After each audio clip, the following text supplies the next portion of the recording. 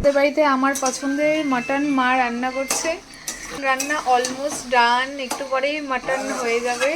আর প্লেটে আমাকে মা দিয়েছে এখানে টেস্ট করার জন্য। যেদিন বাড়িতে গিয়ে নামলাম সেই দিনটা ছিল 8ই মার্চ। ওই দিন মা রান্না করছিল মাছের মাথা দিয়ে বাঁধাকপি, বেগুন ভাজা, টমেটোর চাটনি, কুল দিয়ে, আর রিতমের পছন্দের লাল শাক। সমস্তটাই ম্যাক্সিমাম আমার পছন্দের ছিল। ফাইনালি আজকে ভাইয়ের বিয়ের ফার্স্ট ব্লগটা শেয়ার করব। নভেম্বর মাসে যখন বাড়িতে আসছিলাম তখনই মার এই শাড়িটা দেখে ভালো লাগছিল। আজকে যেহেতু গঙ্গা নিমন্ত্রণে যাব মাসির বাড়িতে গিয়ে, তাই জন্য আমি ঠিক করছি এই শাড়িটা পরবো আজকে। হ্যাঁ, আমার মাকে দেখে মনে হচ্ছে মাই হচ্ছে ব্রাইড। আর এটা হচ্ছে আমার বোন পৌশালী, ও খুব সুন্দর মেহেন্দি পরায়। পৌশালী হচ্ছে আমার বোন। ওদেরকে আমি একদম ছোট থেকে বড় হতে দেখছি। আমার ভাই ও প্রায় একই সমান, একটু ছোট বড়। খুব সুন্দর মেহেন্দি পরায় এখন।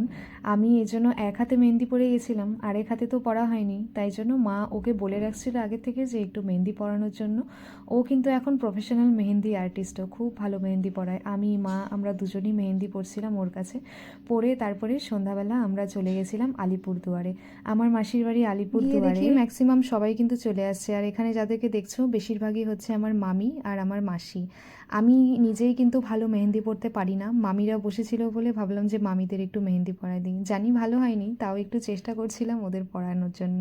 নিয়ে আসছি সাথে করে, কারণ এই শাড়িটা আমার মাসির খুব পছন্দ, ছবিতে দেখে হয়েছিল। তো দেখি এটা পরে কিনা।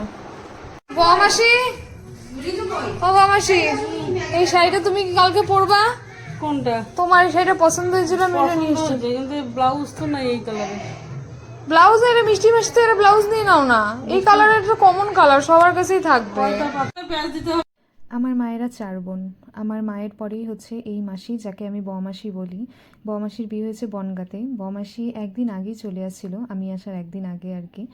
আমার কোচবিহারে নামার পর, ট্রেন থেকে নামার পর একটা মুহূর্ত যেন পা টিকছিল না কোচবিহারে। আমার মনে হচ্ছিল কখন আমি আলিপুরদুয়ারে যাব, আমার সমস্ত মাসি আমার ভাই বোনদের সাথে দেখা করব।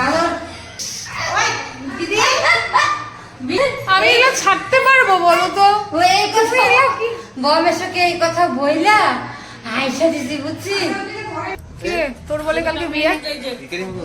কিরে তোর বলে কালকে বিয়া? হ্যাঁ, পিছন দেখাচ্ছিস কেন? মুখটা একটু দেখা সবাইকে। এখানে একজন হচ্ছে আমার দিদুন, আর একজন হচ্ছে আমার ছোট দিদুন, আর ওখানে আমার ভাই বোনেরা বসে ভিডিওতে হাই করছিল।